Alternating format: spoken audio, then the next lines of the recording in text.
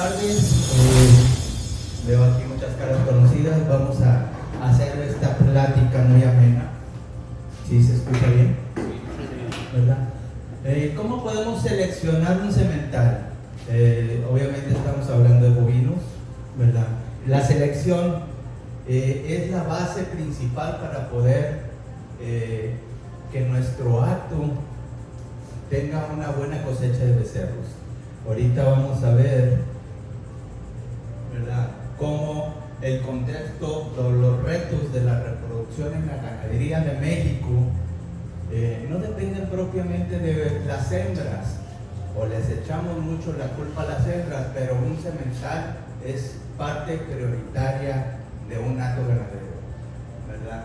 Vamos a evaluarlo en su condición física, vamos a evaluarlo en su condición reproductiva.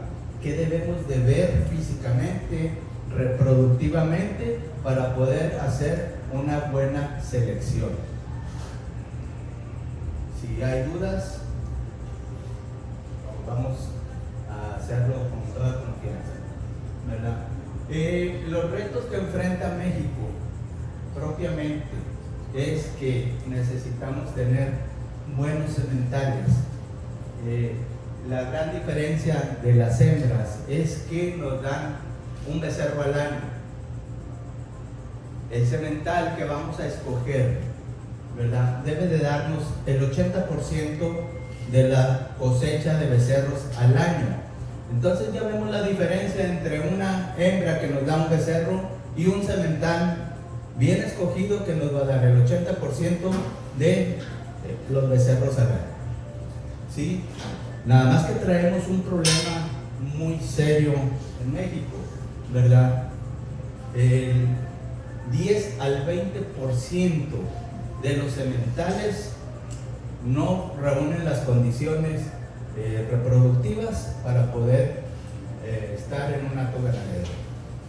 Es alto, sí es alto. Tenemos muchas sementales que no están aptos para la reproducción. Y vamos a ir viendo en el camino cuáles son esos problemas. Vamos a ver una evaluación física.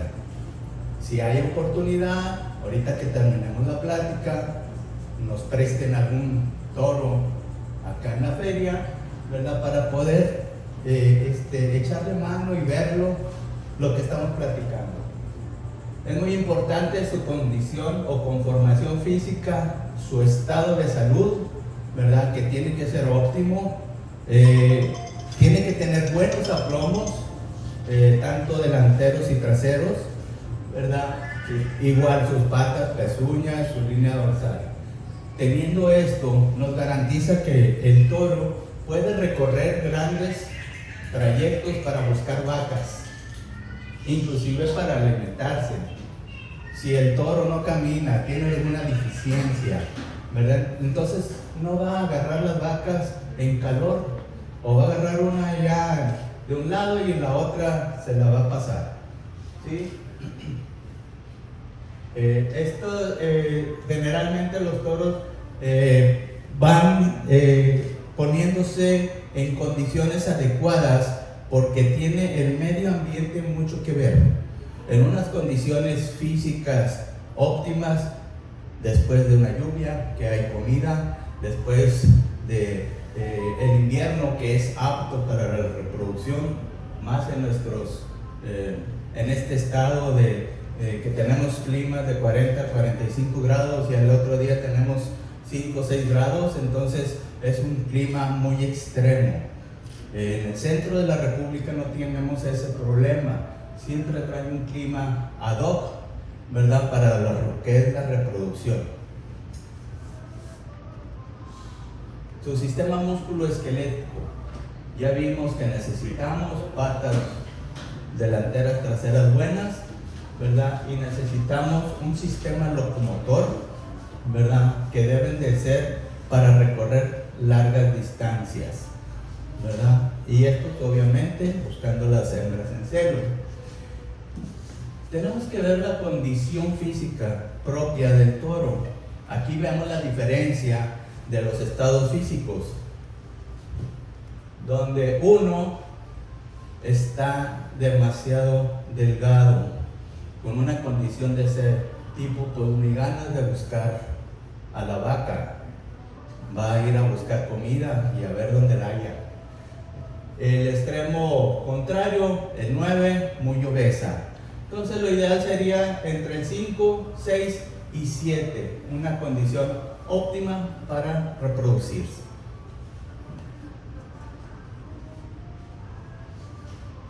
Sus aplomos deben de ser buenos. Ahorita vamos a ver las anormalidades, ¿verdad? Porque sus manos tengan la capacidad de viajar y recorrer distancias. Un aplomo normal sería este, que está en una buena posición. Y luego tenemos algo cerrado de rodillas o cerrado de manos. Eso lo vamos a ver mucho, con muchos defectos, ¿verdad? Todos los defectos son heredables. Entonces tenemos que escoger unos buenos aplomos como estos. Viendo lateralmente los aplomos, ¿verdad? Este es un aplomo correcto, ideal, un aplomo demasiado angulado y un aplomo recto de poste. Entonces, si tenemos esos dos últimos, se va a cansar el animal, no va a recorrer grandes distancias. Entonces, ya mermó entonces el torito. Los corvejones en su parte posterior, en sus patas, ¿verdad? Este sería el ideal, un corvejones derechos, ¿verdad? Inclusive se aprecian muy bien el perímetro testicular, corvejones abiertos, ¿verdad? Y corvejones cerrados, donde van caminando, se van hasta golpeando. Tenemos que ser muy observadores, ¿sí? De repente nos gusta mucho el animal y lo vemos a primera vista, ¡ay, está perfecto! Pero tenemos que verlo caminar.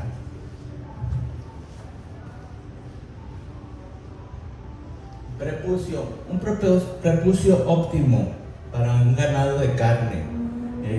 Bueno, este más o menos sería una línea imaginaria que podemos escoger. Si nosotros vamos a tener sementales, bos índicos o bos tauros con cierto piquete cebú, ¿verdad? Tenemos que evaluar que la angulación que tenga este animal sea ideal o correcta. Aquí vemos un prepucio muy correcto en razas europeas, demasiado corto, demasiado pegado al cuerpo, ¿verdad? Vemos ahorita el prepucio de las razas sintéticas con algo de cebú, con una buena angulación de 45 grados. Ese debe de ser lo ideal que podamos ir viendo. Ya no es tan ideal, ¿verdad? Un prepucio que prolapsa, que pasa de la línea imaginaria, o un prepucio demasiado penduloso, que no tiene la angulación de 45 grados, que en el monte se nos va a espinar, se nos va a lastimar de muchas formas. ¿No tenemos dudas? Algo también muy importante, ¿verdad? Son lo que es las mandíbulas, prógnatas y ágnatas. Esto nos va a afectar tanto en la alimentación del animal, en su condición física lo vamos a notar. Un prógnata, un ágnata que no pueda agarrar sus lienzos, lo agarre con la lengua y no pueda empezar a masticarlo adecuadamente, se va a tardar más, se va a cansar tanto que va a descansar más tiempo. ¿Ok? Prógnata y ágnata. La línea dorsal tiene que ser fuerte, recta. Aquí tenemos una línea dorsal normal, tenemos una línea dorsal con arqueamiento o sifoides, una línea dorsal con lordosis. Eso también les va a doler mucho a los animales al momento de estar desplazándose para ir a buscar comida o las vacas. E inclusive en la monta, cuando el toro sube y monta, se lastiman tanto que en la segunda o tercera monta ya no quieren quieren saber nada, les duele. Aquí son los ejemplos, ¿verdad?, de lordosis, sulfoides, ¿verdad?, y sobre todo en animales ya también de ciertas razas son más característicos.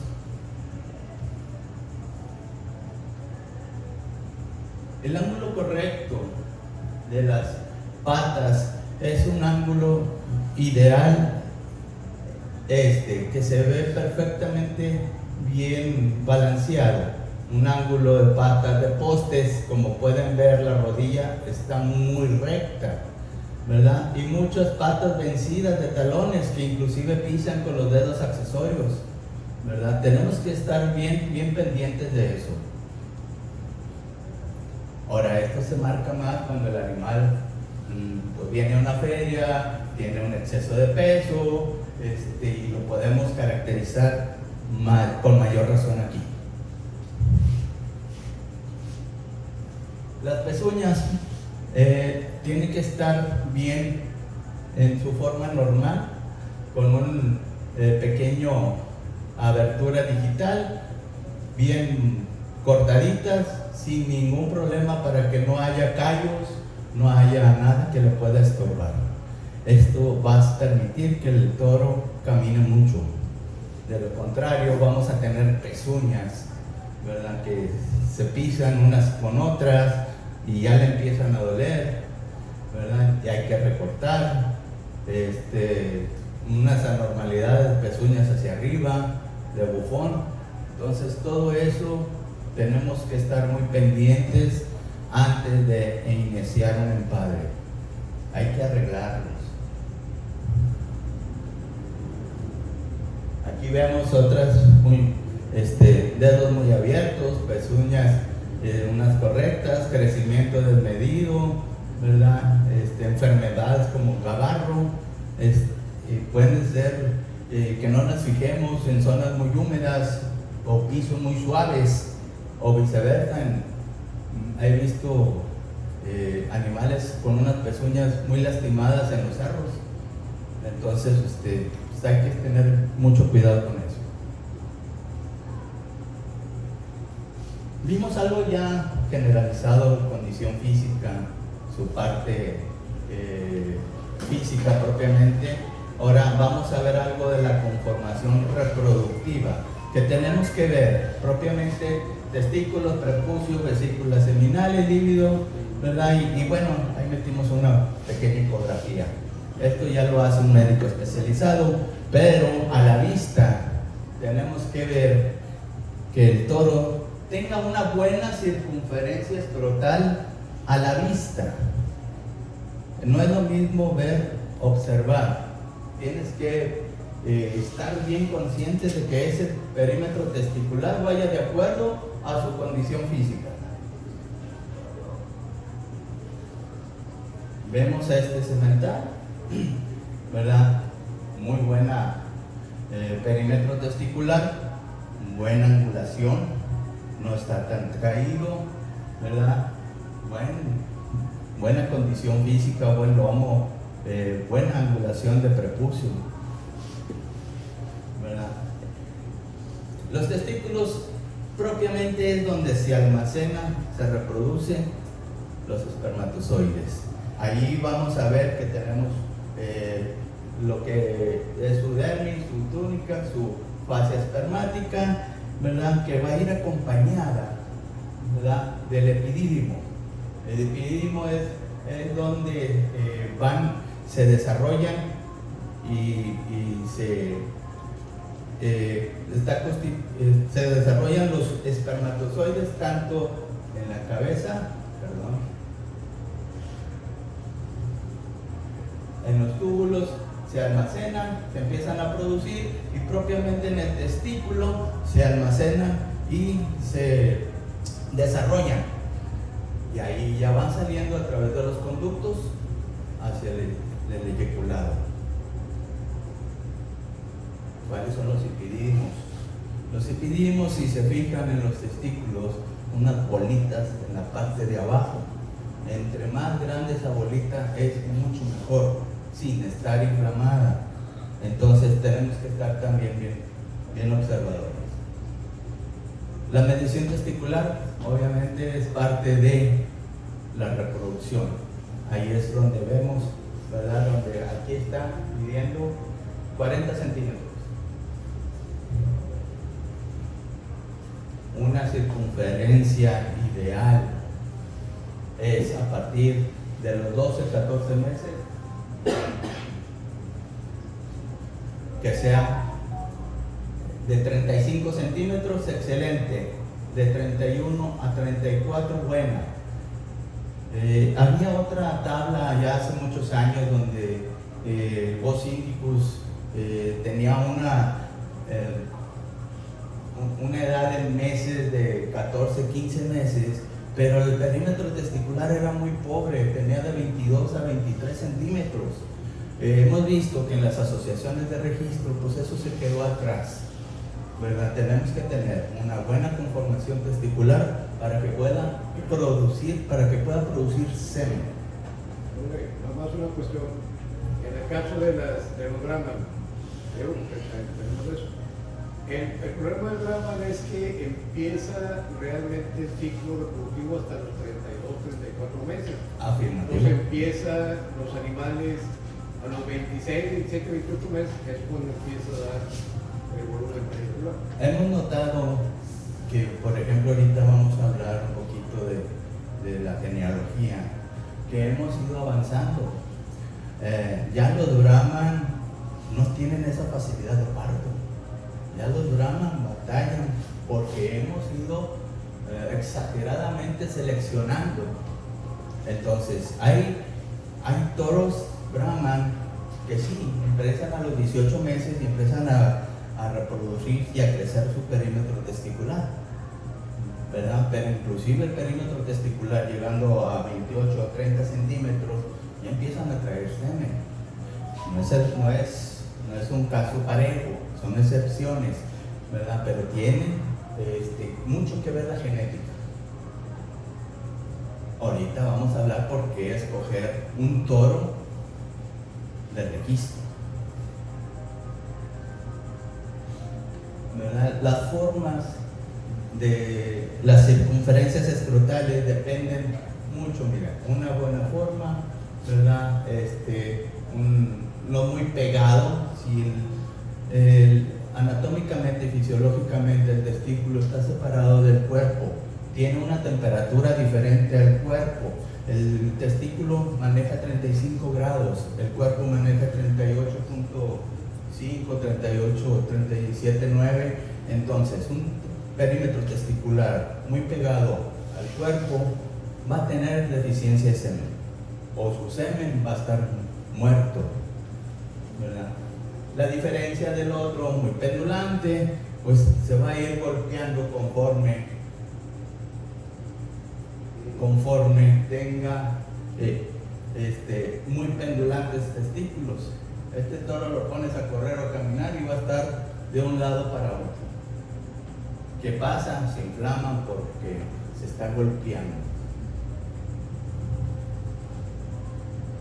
Es que está muy bueno el toro, pero sí traes ese pequeño problema.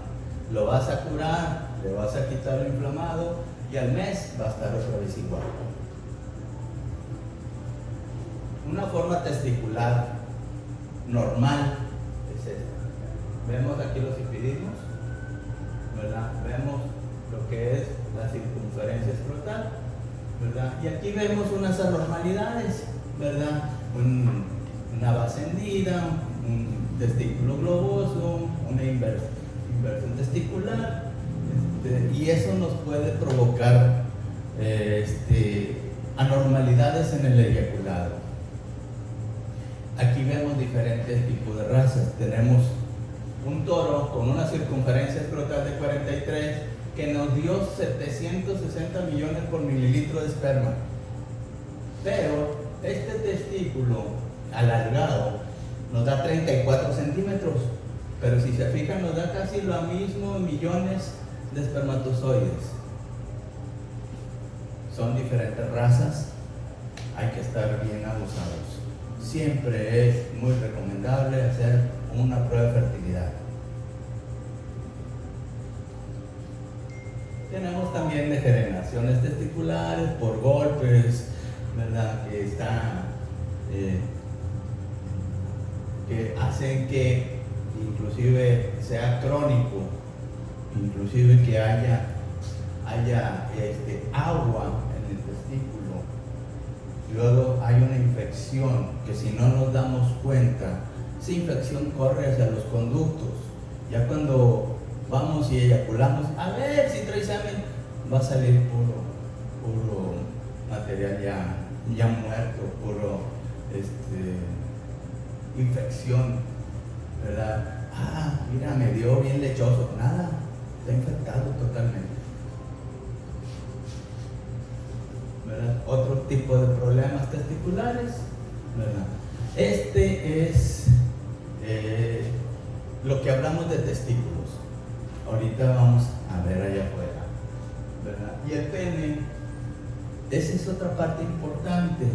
El pene llega a medir hasta 1.30 metros en su estado de erección, ¿verdad? En su estado de flexura podemos ver que la S peniana, ¿verdad? Es una curvatura que hace el pene como una S en descanso, pero cuando hay erección puede crecer hasta 1.30 metros desde su raíz. Entonces la vaca contenta.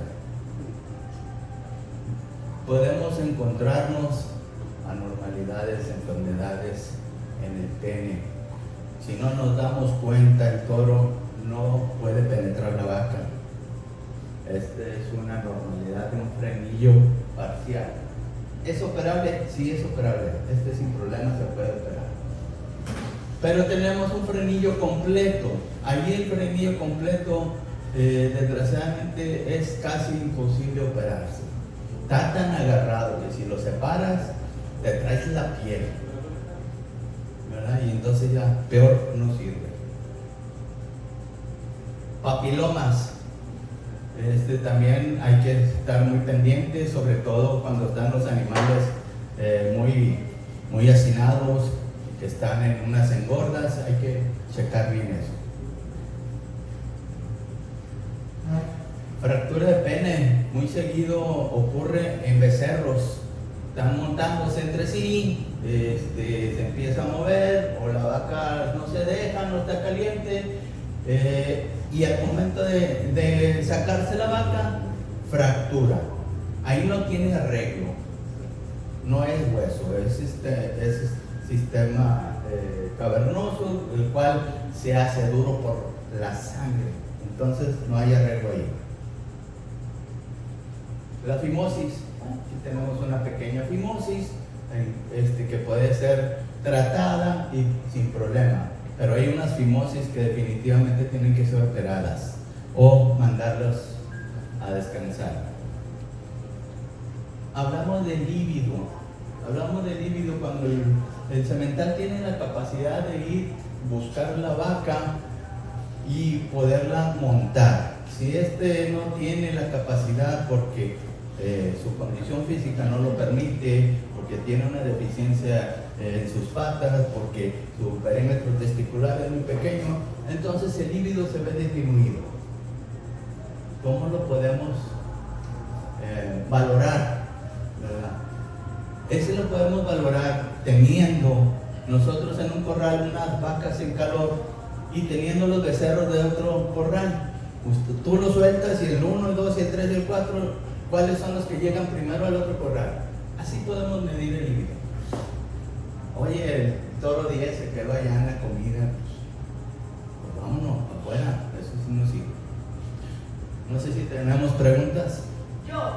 Cuando vas, por ejemplo, a una subasta, ¿cómo puedes ver el líbido cuando ya tienes los Ok.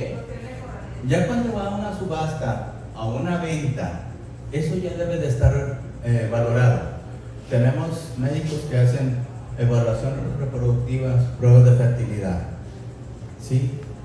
Inclusive en los ranchos deben de exponerse los mejores sementales a venta, ¿ok?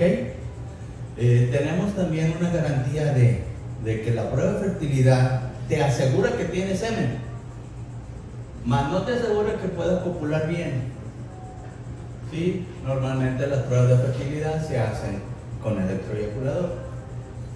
Ya en un centro de procesamiento de semen es diferente. Ahí sí puedes valorar el líbido, puedes valorar la cúpula, puedes valorar todo. ¿Por qué? Porque se hacen las montas con maniquís. ¿Sí? Por eso es importante.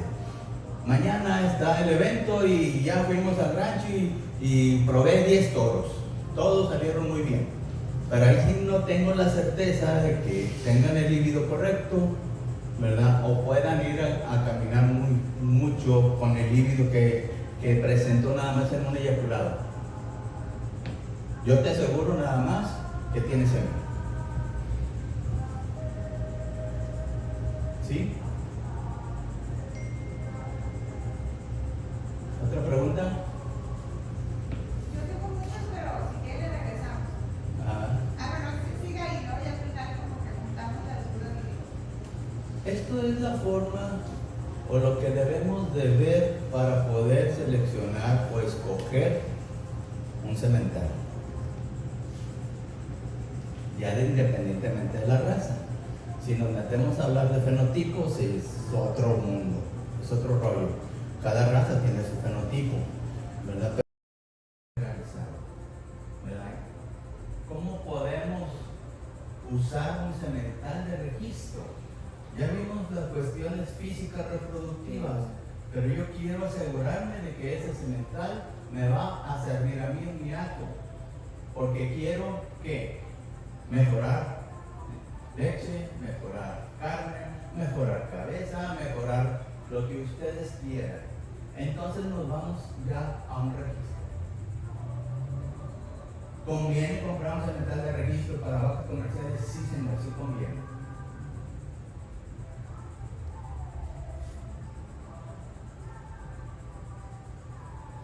Ahorita les platicaba de que pueden empadrar 20 a 40 vacas al año y tener el 85% de los genes de la cosecha.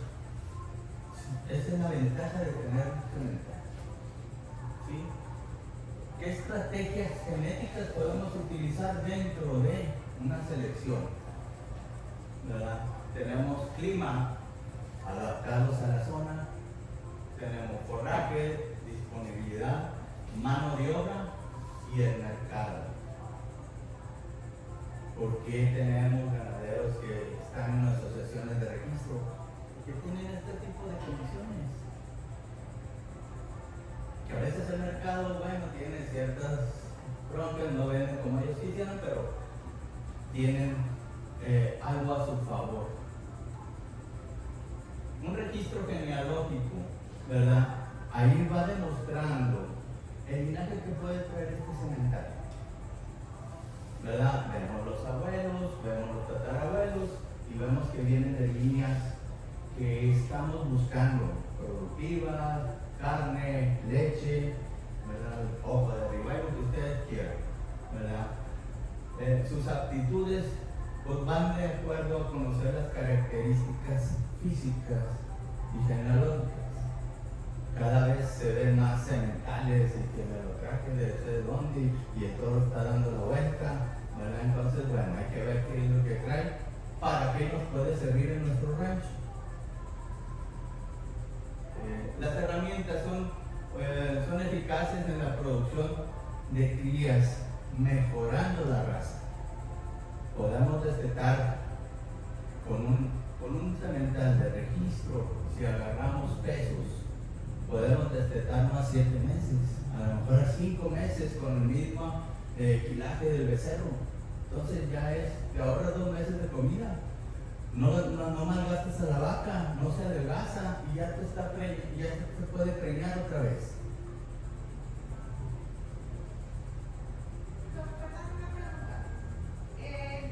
Ya está comentando que puede, dependiendo de las condiciones y linaje, destetar una cierta edad. Mi pregunta, ¿cuál es la edad a su criterio para empadrar una becerra en este caso? Una becerra. Sí,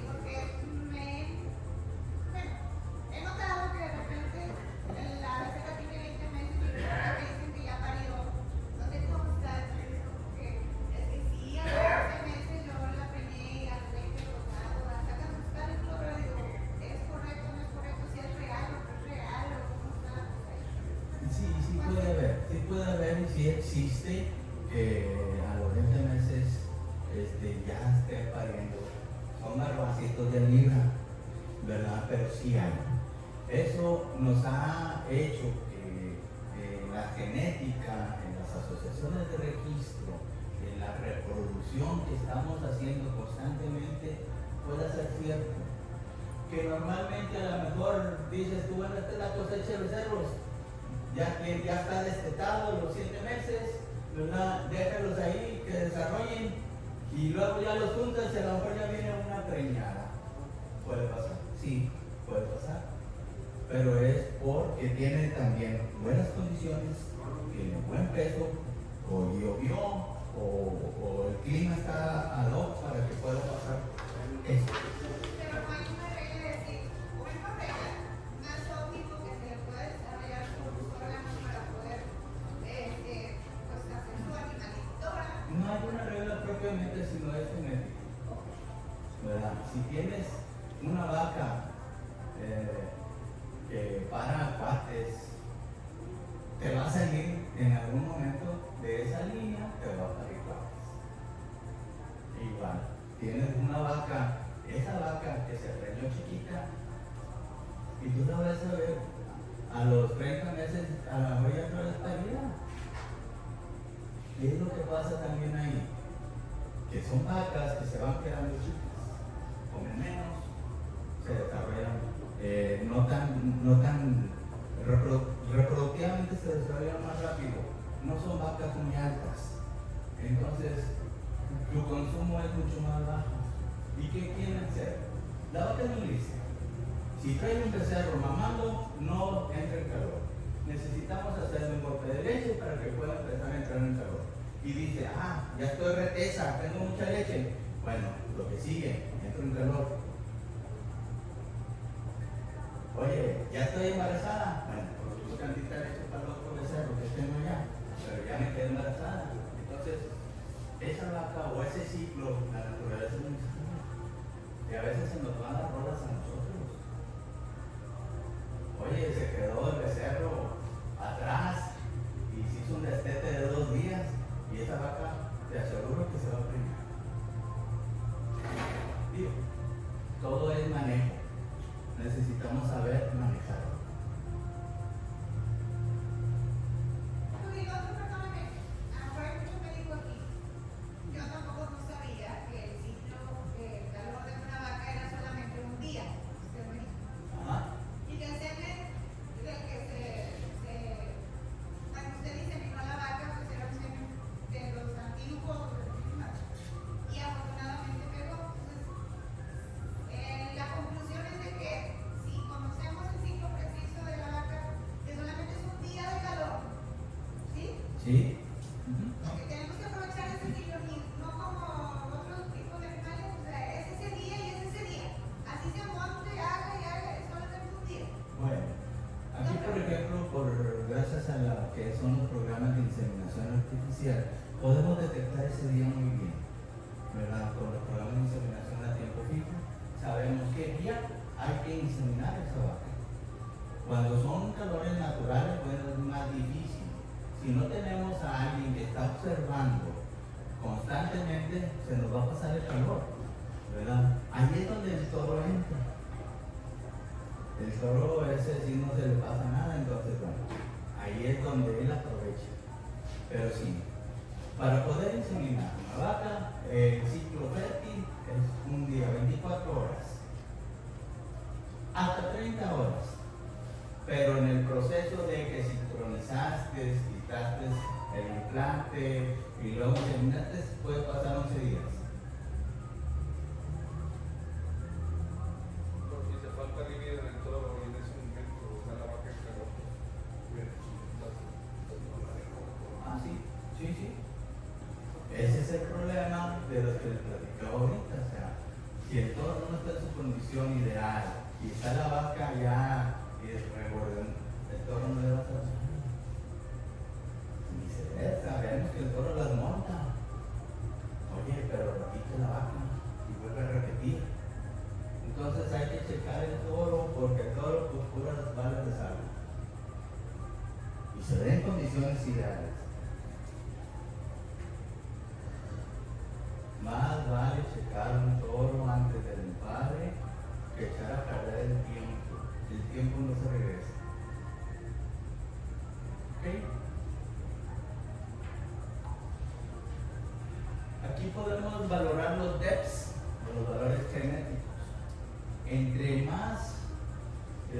becerros tenga un toro, podemos hacer su evaluación más confiable. Si no tiene tanta becerros, pues su valoración o sus bets van a ser no tan confiables.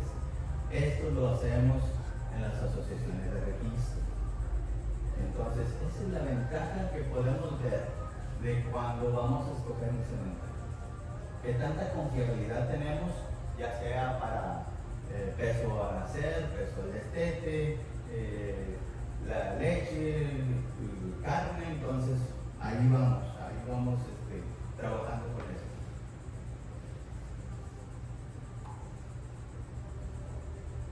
Los datos productivos y de manejo es llevar un orden o llevar un control de cuántos animales tengo, cuántas vacas parieron este año, cuántas no parieron este año, ¿verdad? Llevar estadísticas para poder saber cómo estás manejando tu vaca.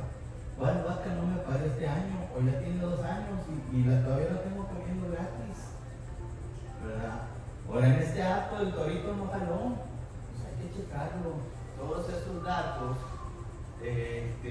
son importantes y debemos llevarlos en todos los actos. Oye, no sabemos nada, ¿cómo empiezo? Pues hay que hacer una palpación. Vamos a palpamos a los 6 meses, vemos que el toro está funcionando, hay que checarlo. O sea, tienes que hacerlo. Si no tienes mucha lana, y pues hay que se vayan quedando.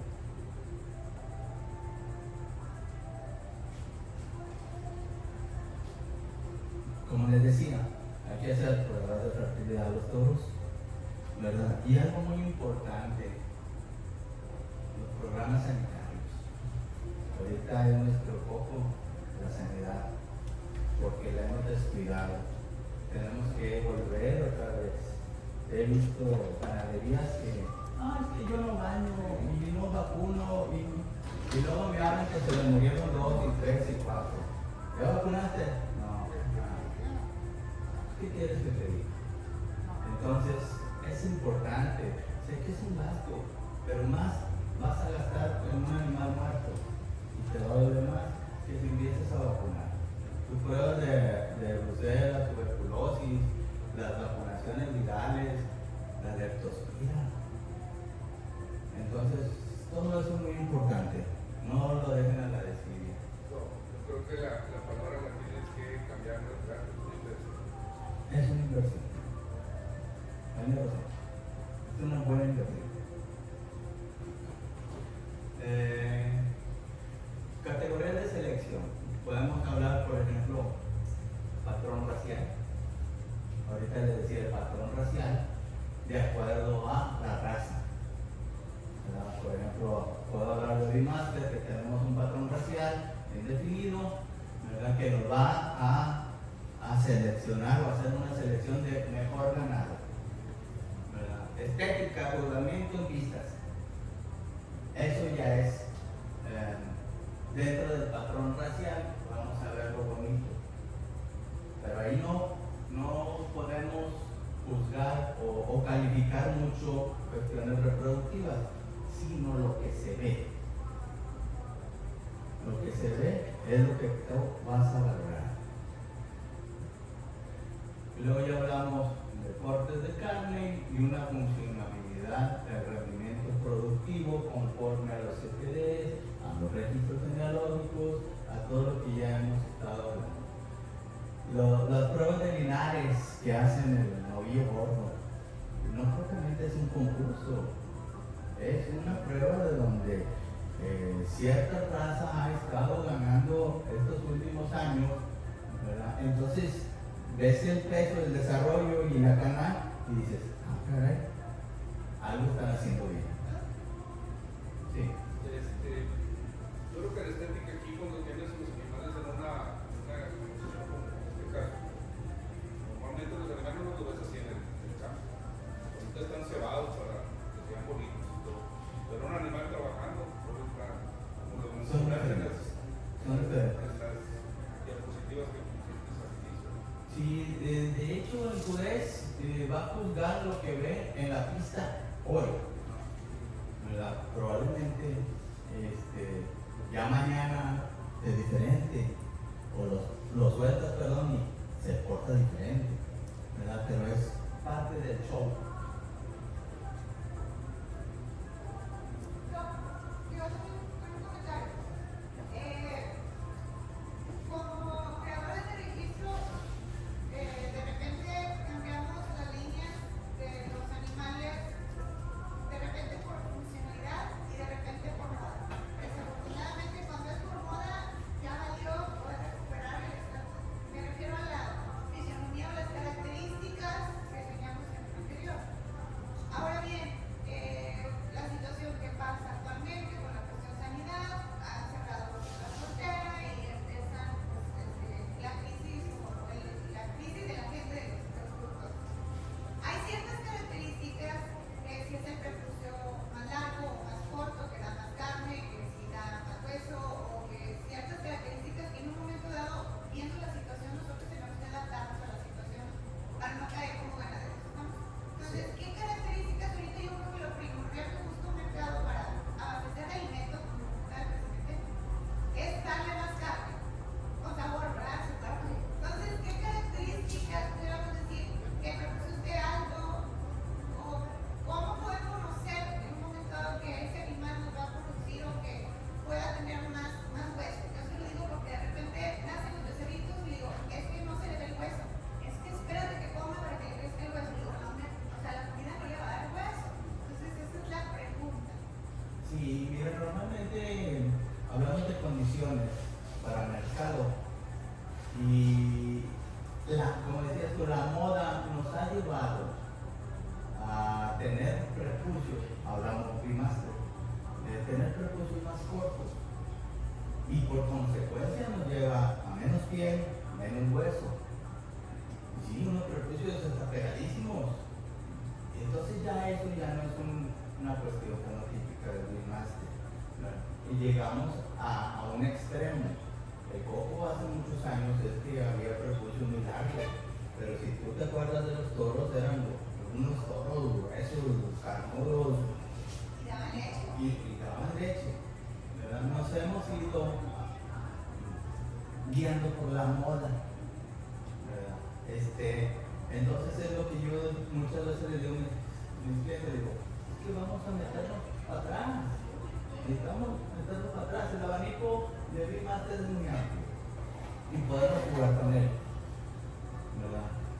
Y ahorita estamos en una disyuntiva que tenemos que seleccionar un Bimaster mexicano. Entonces para allá vamos. Y esto aplica también para cualquier raza, para una cine, Sí. para todo. Me he fijado que de repente ciertas razas pues olvidan el prepucio, pero ven otras características, olvidan ciertas cosas, ¿verdad? Pero todo debe de ir enfocado a, ¿verdad? Oye, es que el prepucio no tiene que ver con la carne. Bueno, acá sí. Aquí hemos metido animales con prepucios muy pequeños y unos huesitos, ¿verdad? Y así empezó Tom Lázate. Entonces, pero el Tom Lázate también dijo, pues tenemos que meterle más carne. Y empezó a combinar BBU con Lázate. Digo, estoy hablando de los que yo sé más. Aquí tenemos Siemens, tenemos de otros lugares, pero sí, sí tenemos que ver eso. Por eso hay un cuerpo técnico, hay un cuerpo de mejoramiento genético en cada asociación. Si se ponen abusados, nos vamos a ir bien encaminados y tener buena producción de crías, tanto bonitas como productivas. Y eso también aplica porque si no tenemos buenas líneas, no le vamos a dar para que compren comercial, porque necesitamos ir a los empleadores. Y Claro. tenemos que ayudarlos porque Sí, esa era la pregunta. Ahorita, entre las razas de registro, hay quien tenga los parámetros de conversión cárnica reales. Sí, sí hay. Sí, sí hay. Hace más o menos unos meses ahí están desarrollando precisamente un Bimaster, bueno, hasta un Bimaster medio enfocado que ya no de aquí, pero van muy enfocados que están haciendo macharrados.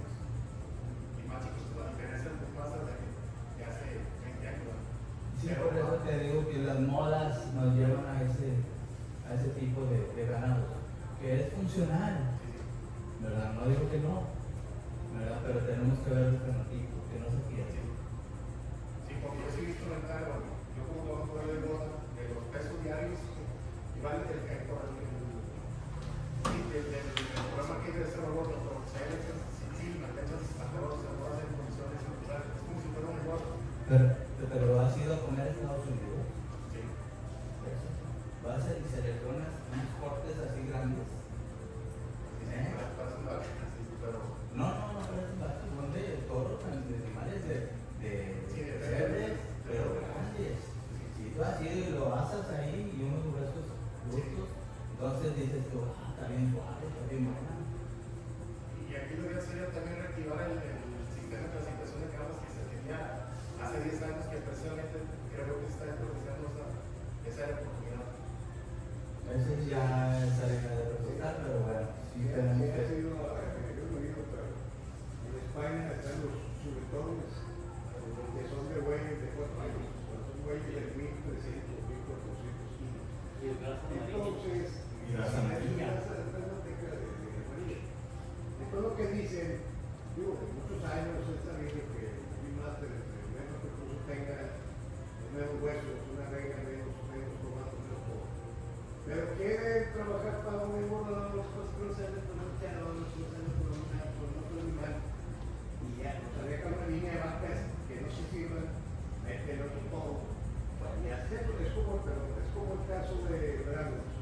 Bueno, Acá la solcera de que el Bragos normal, 5 octavos, 3 octavos, yo creo que lo has oído bien esa palabra. sí. Le meten el angus al macho, o sea, a una vaca le meten un angus y sacas el ultra red, digo, son puras cuestiones mentales, ¿verdad? Entonces, Hablamos de modas. sí, o sea, Ahora, es muy importante también lo que dices, porque los choques de sangre eso es lo que te hace para arriba o para abajo. Entonces, si tú ya metes un choque de diferentes líneas, como puedes meter una raza con bimaster y da un choque de sangre, es un animal bruto. hace 2 o 3 años que cuando tenía visto aquí los términos europeos, Ajá. eran puros que lo ven guardar y el guardo y las cosas de esas. Le decía yo a la gente, aquí, de los ministerios, metan a ese, o sea, vete para atrás a los toros de hace 30 años y tocan la sangre y le vas a dar otra proposición. Porque tiene muchas culturas. Pero bueno, esa historia. ¿Alguna duda más? Bueno, el objetivo final de seleccionar con registro es tener buenas hembras de reemplazo, machos para el mercado, ¿verdad? Y tener un balance. Ahorita, si se dan la vuelta aquí, van a ver todos muy bien balanceaditos, muy bien seleccionados, que vienen a una exposición. No sé si tengan alguna duda o pregunta. Sí, señor. Lo que uno manda es también altamente deable. Sí, señor. ¿Qué relación hay los testículos más grande, más leche y eso que siempre se ha dicho de que como es Siempre va a haber relación testículo-ubre. Siempre, sí. ¿Verdad? Y puedes verlo, por ejemplo, en las becerros que tienen testículos pequeños, va a dar crías con ubritas pequeñas. ¿Qué decía, por ejemplo, el licenciado ahorita? Es que antes daban más leche. Pues sí, porque eran toros más grandes, con mayor perímetro testicular, con mejor piel, con mejor hueso. Y ahorita no dan tanta leche. ¿Tanto afecta el testículo rotado contra la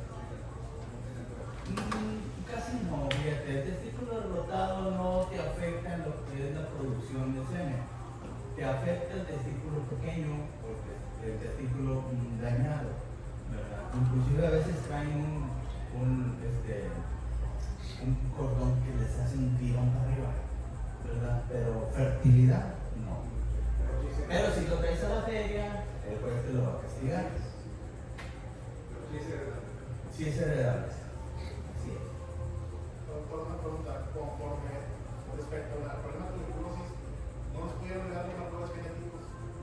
No nos pudieron ayudar los marcadores genéticos de las razas como tal.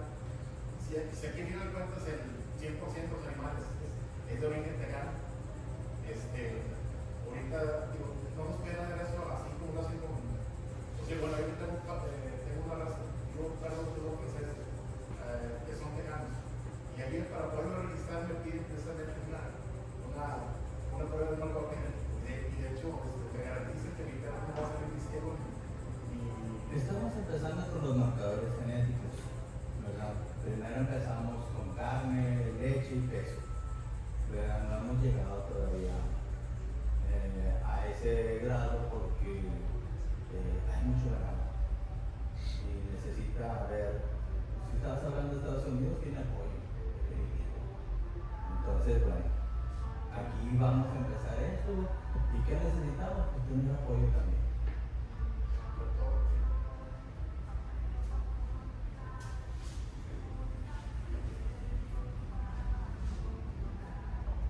Bueno, yo creo que aquí terminamos. Muchas gracias por su atención. Gracias a la licenciada por haberme invitado. Ingeniero, muy amable. Arriba de 30. Siendo arriba de 30. Sí. Debe traer unos 38 centímetros. Perfectamente bien. ¿Verdad? Es del 23, debe tener sus 2 añitos. ¿Sí? Entonces, el macho tiene que tener cabeza de macho. ¿Sí? Y la hembra cabeza de femenina. Entonces, yo lo veo muy bien. También que dice que el hocico debe ser negro y la pezuña negra. En Beastmaster no tenemos color, para empezar, ¿verdad? Entonces puede ser pezuña negra, pezuña blanca. Puede ser... Lo de las pezuñas es mito, o sea, sí, la no gente más. dice que la pezuña blanca no es buena para hacer, porque no es cierto. Puede ser rojo, puede ser atiguerado, gateado, pinto, o sea, a ese no tenemos problema. Hay unos bayones brutos, ¿eh? Debe de caer, debe de caer. Si usted se fija por acá, la nalga corre desde la raíz de la cola hasta casi el corvejo. ¿Qué es lo que pasa a veces en el ganado Beastmaster? Que del lado lo vemos muy bien y luego lo vemos por detrás, están medios culipilloncitos, ¿verdad? Entonces, eso es característica de ciertas razas de Estados Unidos Beastmaster.